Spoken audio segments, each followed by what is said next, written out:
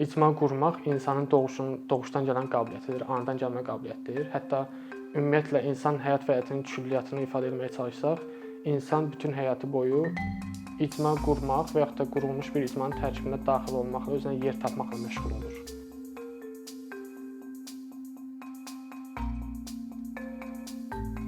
Bir neçə il əvvəl icma quruculuğu ilə bağlı çalışdığım layihə məqsədi ilə Qarabağ bölgəsindəki qəsəbələrdən birinə köçüb orada işləməyə, həm də çalışmağa başladım, yaşamağa başladım daha doğrusu. Təzə fəaliyyətə başlayarkən işlərin icrasını, koordinasiyanı asanlaşdırmaq üçün qəsəbədə yerləşən bir otaq ofis götürdük və bir gün biz avadanlıqları ofisə daşıyırıq, köçürük ora. Kənardan qəsəbə sakinləri, əsasən orta və yaşlı kişilər bizi görüb maraq içərisində bizə yaxınlaşıb sual etməyə başladılar ki, yəni kimsiz, nəçisiz? Biz də başladıq öz məqsədimizi, məramımızı onlara bildirməyə ki, biz filan məqsədlə buradayıq. Bu məqsədə çatmaq üçün filan tədbirləri, filan fəaliyyətləri görəcəyik. Onlara izah edirdik ki, əsas hədəf qruplarımız qadınlar və 29 yaşa qədər olan gənclərdir. Amma qadınlar deyəndə onların ifadəsi, səs tonu biraz dəyişdi bizə qarşı. Başladılar sorğulamağa ki, niyə qadınlar, kişilər yox? Onların dilinə desəm, onlar başladı demək ki, siz bu günlərim qadınlara ingilis dili öyrədəcəksiniz, sabahlarım arvadlara ingilis dili öyrədəcəksiniz, sabah arvad deyəcək ki, yaxşı, sağ ol, mən sənə ehtiyacım yoxdur, köçürəm mən İngiltərəyə. Təbii ki, biz izah etməyə çalışdıq ki, niyə görə bizim hədəf qrupumuz qadınlar və gənclərdir, amma mənasız idi orada, çünki o anda onların fikirlərini dəyişmək çox çətin, bəlkə də mümkünsüz idi. Amma sonralar geri dönüb baxanda, o hadisəni xatırlayanda mən görürəm ki, o hadisə mənə çox şeyi öyrədib. Bunların bəziləri sosial psixologiya ilə bağlı, insanların baxış bucağı, hadisələrə yanaşma tərzi ilə bağlıdır, amma bunlar mövzumuza çox da əlaqəli deyil, amma əsas istəyirəm fokuslanım mövzumuza əlaqəli olan tərəflərinə. Bu hadisə özü eyni zamanda müxtəlif formada cəlb edildiyim layihələr var ki, icma quruculuğu ilə bağlı. Orada rastlaşdığım digər hadisələr mənə onu deməyə imkan verir ki, Azərbaycanda icma quruculuğu ilə bağlı layihələrdə bir neçə fundamental səhvlərə yol veririk. Fundamental ona görə deyirəm ki, çünki bu səhvlər bir neçə az sayılı olsa da oxşar və eyni səhvlərdir ki, layihənin məqsədinə nail olmağa əsaslı şəkildə zərər vurur. Bu problemlərdən, bu zərərlərdən danışacağam, amma buna qədər əvvəl istəyirəm ki, ümumiyyətlə icma quruculuğu nədir, ondan və nəyə görə əhəmiyyətlidir, ondan danışaq. Bunun üçün isə icma nədir, ondan baxmaq istəyirəm.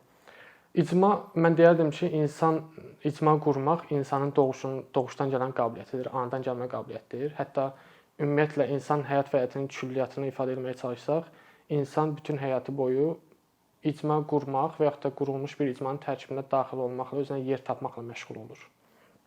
Bu özünü məhəllə dostları ilə, uşaqlıqda məhəllə dostları ilə bir araya gəlib dənizə, gündəlik çimməyə getməkdə göstərə bilər və yaxud da ingilis dilini təkmilləşdirməyə çalışan insanların bir araya gələrək mütəmadi danışıq klubu quraraq bir-birinə ünsiyyətə girməsinə göstərə bilər və yaxud da elə bir sıra intellektual şəxslərin cəmiyyəti maarifləndirmək üçün əkinçi adı altında bir araya gələrək fəaliyyət göstərməsində özünü göstərə bilər. Bunlar hamısı icmanın nümunələrdir. Əsas olan odur ki, bunların hər birinə əvvəl onu deyim ki, insan eyni zamanda bir neçə icmanın üzvü ola bilər, amma əsas odur ki, bunların hər birinə hansısa bir xüsusiyyətinə, özəlliyinə görə məxsusluq hiss eləsin. Məsələn, gündəmə uyğun olaraq nümunə versək, ayın 18-də, dekabrın 18-də biz görəcəyik Bakıda bir sıra məkanlarda Argentina azarkeşlərinin icması və Fransa azarkeşlərinin icması bir araya gələrək oyunu izləyəcəklər. O anda həmin icmada olan insanlar eyni zamanda hansısa bir bank, X universitet, X əlilliyi olan şəxslərin, X şirkətin icmasının üzvləri olacaqlar. Amma məhz o anda onlar hamısı ən çox bağlılığını hiss edəcək Argentina azarkeşi olma və yaxud da Fransa azarkeşi olma icmasına. Daha makro səviyyədə yanaşsaq, əslində dövlət özü də bir icmadır, icma quruculuğunun nəticəsidir. Ancaq beləliklə icma əsas iki yanaşma ilə təyin edilə bilər. Bunlardan birincisi coğrafidir. Yəni hansısa bir məkan çərçivəsində bir araya gələn insan, bir yerdə yaşayan insanlar topluluğu. İkincisi isə hansısa bir özəlliyə və ya dəyərə sahib, dəyəri paylaşan insanların birgəliyidir. Ancaq yenə dediyim kimi hər iki mənada da önəmli olan bir sıra faktorlar var ki, o icmanın uğurlu və dayanıqlı olmasını gətirib çıxarsın. Bunlar nələrdir? Mümkün qədər sıx və mürəkkəb əlaqələrin olması, insanların o icmaya məxsusluq hissini duyması və insanlar arasında bu sosial əlaqələrdə etimadın mümkün qədər güclü olması. Məsələn, ailəni, bu etimad, mən deyərdim ki, etimad mövzumuzun birinci açar sözüdür. Nəyə görə? Elə başda xatırladım məsələyə qayıtsaq və nəzərə alsaq ki, ailə də bir məndə bəlkə də ən qısa miqyas, ən balaca miqyaslı icmadır. Əslində o qəsəbədə biz orta miqyaslı icmanı qurmağa gedərkən elə birinci gün bizə aydın oldu ki, əslində daha balaca miqyaslı icmada, yəni ailədə etimad hissi zəifdir. Bu da öz-özündə ümumiyyətlə icmada etimad hissinin olmaması və zəif olması müxtəlif problemlər gətirib çıxarır. Sosial layihələr kontekstində isə icma mövzusu, ümumiyyətlə icma quruculuğu biraz da konkretləşir. Əslində çıxışımın bu hissəsinə qədər aydın etmək istədiyim məsələlərdən biri də icma quruculuğu ifadəsini bizim adətən yanlış istifadə etməyimizdir. Çünki əksər hallarda o layihələr ki, iddia edir ki, filan icmanı qurmağı planlaşdırırlar, hədəfləyirlər. Əslində o icma artıq hansısa formada mövcuddur. Sadəcə orada həmin o faktorlar var ki, məxsusluq hissidir, etimaddır, sosial əlaqələr zəif ola bilər. Və həmin layihələrdə layihənin məqsədi bu faktorları gücləndirmək ola bilər. Bu da adlanır icma inkişafı, icma quruculuğu yox. Amma bu yerdə onu deyim ki, ölkəmizdə bəzi layihələr var ki, həqiqətən də sıfırdan icma quruculuğu ilə məşğuldur. Özümün də çalışdığım layihələrdən biri hal-hazırda ölkəmizdə olmayan bir həssas qrupun icmasını qurmaqla məşğuldur. Amma qayıdaq icma inkişafına. Dediyim kimi, icma inkişafı layihələrində əsas məqsəd məxsusluq hissidir, etimaddır, sosial əlaqənin gücləndirilməsidir. Bunlara fokuslanır, bunların gücləndirilməsinə fokuslanır. Və nəticə etibarilə icma inkişafı bundan ibarətdir ki, insanların güclü, mürəkkəb, sıx əlaqələrə girən və bir-birinə etimad əsasında ünsiyyətə girən, münasibət quran insanların bir araya gələrək dəyişiklik və inkişaf istiqamətində fəaliyyət göstərirlər. Bu dəyişikliyin məğzi müxtəlif ola bilər. Məsələn, sosial, iqtisadi, hüquqi, ekoloji və s. Ancaq əsas olan odur ki, bu dəyişiklik insanların rifah şəraitinə, cəmiyyətin sosial vəziyyətinə müsbət töhfə versin. Müsbət töhfə nə ola bilər? Məsələn, resurslara və fürsətlərə çıxış imkanlarının yaxşılaşdırılması, sosial ədalətin təmin edilməsi və s. və axır. Beynəlxalq İcma İnkişafı Assosiasiyası var. O icma inkişafının məqsədli olaraq müəyyən edir ki, bu seçkili demokratiyanın gücləndirilməsidir, ədalətin bərqərar edilməsi, dayanıqlı inkişafa nail olmaq, müxtəlif növ bərabərliklər, məsələn, gender bərabərliyi, irqi bərabərlik, fiziki bərabərliklər, bunların yaxşılaşdırılması və yaxud da nail olunması kimi müəyyən edir Beynəlxalq İcma İnkişafı Assosiasiyası. Azərbaycanda və bəlkə də dünyanın bir çox yerində mənim müşahidə etdiyim odur ki, icma quruculuğu ilə bağlı layihələrdə klassik yanaşmaya əsaslanır. Klassik yanaşma deyəndə nəyi nəzərdə tuturam? Belə ki, mərkəzdə, bizim nümunəmizdə Bakıda cəmləşmiş, bir araya gələn insanlar, intellektual şəxslər, sosial məsuliyyət hiss edən şəxslər bir icmanın problemlərini, ehtiyaclarını müəyyənləşdirir, zəif tərəflərini dəqiqləşdirirlər, aydın edirlər və başlayırlar proqramlar yazıb çizməyə, layihələr ərsəyə gətirməyə ki, o problemlərə həll yolu tapsınlar, o zəif tərəfləri gücləndirsinlər. Bunlar üçün ekspertlər tutulur, mütəxəssislər cəlb edilir ki, müəyyən ideyalar verilsin ki, biz necə eləyək ki, bu adamların zəif tərəflərini gücləndirək, problemlərini həll edək, ehtiyaclarını qarşılayaq və s. və ilə axır. Və bu yanaşmanın bəzi mənfi çatışmaz tərəfləri var. Nələrdir bunlar? Birincisi, bu yanaşmada insanlar bilik, bacarıq, istedadlarına görə yox, ehtiyaclarına, problemlərinə, çatışmazlıqlarına görə kataloqlaşdırılır. İkincisi, icmanın inkişafına xərcləməsi nəzərdə tutulan maliyyə əslində faktiki olaraq ekspertlərə, mütəxəssislərə xərclənir. Üçüncüsü, icmada belə bir anlayış meydana gəlir ki, biz öz-özümüzə hansısa inkişafa, dəyişikliyə nail olmağa qadir deyilik. Bizim inkişafımız kənardan bir İsa'nın gəlməsi ilə mümkündür. Və ümumiyyətlə ən əsası odur ki, layihə icraya başlayanda aydın olur ki, ümumiyyətlə bu icmanın belə bir problemi, ehtiyacı yoxdur. Ya da varsa da hal-hazırda o prioritet kəsb eləmir. Bu məsələnin bir də sosial, psixoloji tərəfi var. Bu nədir? Sosiologiya deyir ki, insana siz dəyişiklik gətirəndə insan bunu zorakılıq kimi qəbul edir. Yaxşı olar ki, nə vaxt ki, insan özü-özlüyündə dəyişikliyə ehtiyac hissini duyur və bunun üçün özü çalışırsa, artıq onu qurtuluş kimi qavrayır. Yəni, klassik yanaşma həm də onu deyir ki, biz bu layihələrin icrası zamanı insanları incidə də bilərik. Bütün sadaladığım faktorlar layihənin məqsədinə nail olmasına zərərli təsirlər göstərirlər.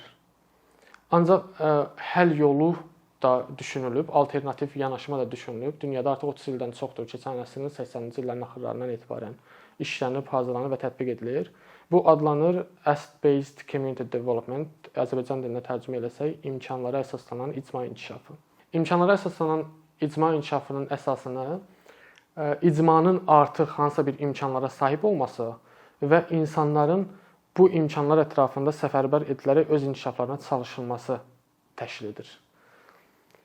Ancaq imkanlara əsaslanan icma inkişafında imkan sözünü açmaq lazımdır. Əsasən 5 qrup imkan nəzərdə tutulur. Bunlar nələrdir? Birinci qrupu fərdlərin sahib olduğu, yəni o icmanın üzvlərinin sahib olduğu bilik, bacarıq və istedadlar, qabiliyyətlər tutur. İkincisi, assosiasiyalar açsaq, qeyri-rəsmi şəkildə bir araya gələn klublar, birliklər, könüllü qruplar. Üçüncüsü, institutlar, qurumlar, agentliklər, şirkətlər, təşkilatlar, hansı ki, ödənişli əsaslarla bir araya gəlmiş qruplar, belə deyək. Dördüncüsü, fiziki məkanlardır. Bunlar bu hansı bir oyun meydançası, hansı bir torpaq sahəsi, məktəbin konfrans zalı və ya da mədəniyyət evi ola bilər. Ən sonda isə gəlir əlaqələr, sosial əlaqələr. Bu yerdə mən deyim ki, əlaqələr bu işin ikinci açar sözüdür mənə görə. Nə üçün? Əlaqələrin mümkün qədər sıx və mürəkkəb olması o icma inkişafı fəaliyyətinin uğurlu olmasında çox önəmlidir, çox vacibdir. Bu mənada sosial əlaqələr mənasında klassik və yeni yanaşma, yəni klassik yanaşmanı əslində beynəlxalq termin olaraq deficit based, yəni çatışmazlıq əsaslı yanaşma kimi, yeni yanaşmada dediyimiz kimi imkanlara əsaslanan yanaşma kimi ifadə edilir. Arasındakı fərqi faktiki nümunələrlə izah etsək, məsələn, klassik yanaşmada tənhalıq hissi olan ahılların, yaşlı insanların tənhalıq hissindən qurtulması üçün hansı bir layihə görüləcək, layihə nədən ibarət olacaq? Bir mərkəz tutulacaq, tərtib ediləcək və müxtəlif bu tənhalıq hissini duyan müxtəlif yaşlılar bir araya gətiriləcək, bir-biri ilə ünsiyyətə girməsi təmin ediləcək və münasibətlər qurulacaq. Eləcə də məsələn, deyək ki, internat məzunlarına kömək etmək istənilən bu klassik yanaşmalı layihədə nə olacaq? Şəhərin bir tərəfində kompakt şəkildə onların qəsəbəsi salınacaq və salam. Eyni yanaşmanı qaçqın və məcburi köçkünlər üçün də tətbiq edəcəklər. Klassik yanaşmada fərqinə varsaq görərik ki, klassik yanaşmada özünü mərkəzə qoymaq, özü ilə həssas qruplar arasında və həssas qrupların üzvləri arasında körpü olmaq meyli var. Yeni yanaşmada, yəni imkanlara əsaslanan icma inkişafı yanaşmasında isə özünü kənara çəkmək, həssas qruplarla icmanın digər qrupları arasında, bir-birlərlə yox, digər qruplar arasında əlaqələrin, körpünün yaradılması təşkil edir. Bu da yenə gəlirik başa, sosial əlaqələrin mümkün qədər sıx və mürəkkəb olmasını hədəfləyən yanaşma tərzidir. Yeni yanaşmada fərdlər özlərini benefisiar və yaxud da müştəri olaraq yox, icmanın aktiv fərdi olaraq, vətəndaş olaraq görürlər. Ancaq bu deməklə olmur da. Bunun üçün bəzi tədbirləri, bəzi prinsipləri tətbiq etmək lazımdır. Bu prinsiplər nədir? Birincisi, mən deyərdim, qızıl qayda odur ki, layihənin icma inkişafına hədəflənən layihənin bütün mərhələsində söhbət nədən gedir? O layihənin planlamasından, dizaynından, icrasına qədər bütün mərhələsində icma iştirak etməlidir. İcmanın fikirləri nəzərə alınmalıdır.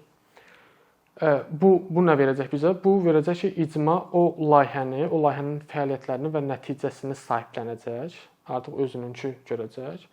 Nəticədə icmanı sahiblənəcək. Başda dediyimiz kimi önəmli faktor, uğurlu və dayanıqlı olmasının faktorlarından biri insanların o icmaya məxsusluq hissini duymasıdır. Bu sahiblənmə o icmaya məxsusluq hissini də yaradacaq insanlarda həm də. İkinci prinsip odur ki, biz qəbul etməliyik ki, insanların hər biri, icmanın bütün üzvləri hansısa bilik, bacarıq, qabiliyyət və ya istedada sahibdir. Və bunların hamısı bizə hansısa mərhələdə lazım olacaq. Bizə lazım olmayan bacarıq və ya istedad yoxdur. Hansısa mərhələdə biz onları istifadə edəcəyik. Üçüncüsü, yenə dediyimiz kimi açar sözlərimiz etimad və əlaqə. Layihənin fəaliyyətlərinin əsas məqsədi icma üzvləri arasında mümkün qədər sıx və sosial əlaqələrin, yəni ünsiyyətin, münasibətin qurulmasına fokuslamalıdır. Dördüncüsü icmadan liderlərin üzə çıxarılmasıdır. İcmadan liderlərin üzə çıxarılması bizə nəyi verəcək? O liderlər digər insanları fəaliyyətə cəlb edəcək. Bunun üçün onların müxtəlif fırsatları, təsir vasitələri var. Məsələn, onların əlaqələri ola bilər, o icmadakı digər insanlarla əlaqələri ola bilər. Onlara olan etimad ola bilər, hansı ki, nüfuzlu şəxslər ola bilər, etimad ola bilər. Üçüncüsü, digər təsir vasitələri ola bilər əllərindəki, onlara insanlara təsir edib o fəaliyyətə cəlb edə bilirlər. Ancaq liderlərin çıxarılması üçün bizə lazımdır motivasiya mənbələrinin tapılması. Burada komandanın, yəni layihə komandasının üzərinə düşür o motivasiya mənbələrini tapmaq ki, bir insan, icmanın fərdi özündə irəli addım atıb, təşəbbüs, irəli sürmə cəsarəti tapsın, eyni zamanda ilhamlansın. Liderlərin tapılması həm də artıq o mərhələdir ki, layihə komandası yavaş-yavaş aradan çıxıb, bütün fəaliyyəti tamamilə ötürməyə başlayır icmanın üzərinə, icmanın özünə. Növbəti prinsip ondan ibarətdir ki, biz qəbul etməliyik ki, biz nəzərə almalıyıq ki, insanlar həqiqətən nəsə haqqında qayğılanırlar. Onları hansı problemlər narahat edir. Adətən biz şikayətləndiririk ondan ki, insanlar laqeyddirlər. Amma imkanlara əsaslanan icma inkişafı iddia edir ki, bunu nəzərdə tutur ki, laqeydlik dinlənilməmənin göstəricisi ola bilər. Bəlkə də biz onları dinləmirik deyə onlardan laqeydlik hiss edirik. Ona görə də bu məsələnin olmazsa olmazlarından biri dinləməkdir. Soruşmaq, dinləmək, soruşmaq, dinləmək təsəvvür edə bilməyəcəyimiz dərəcədə çox vacib faktordur və olmazsa olmazdır bu işin. Yəni bəzən yox, hətta deyərdim, adətən suallar insanları iştirakçılığa cəlb etmək üçün onlara verilən cavablardan daha təsirlidir.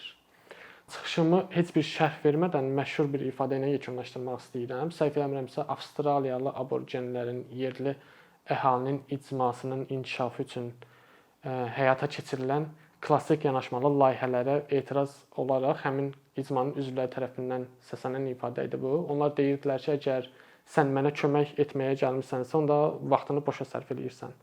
Yox, əgər bunun fərqindəsən ki, sənin qurtuluşun mənim qurtuluşumla bağlıdır, o zaman gəl birlikdə çalışaq.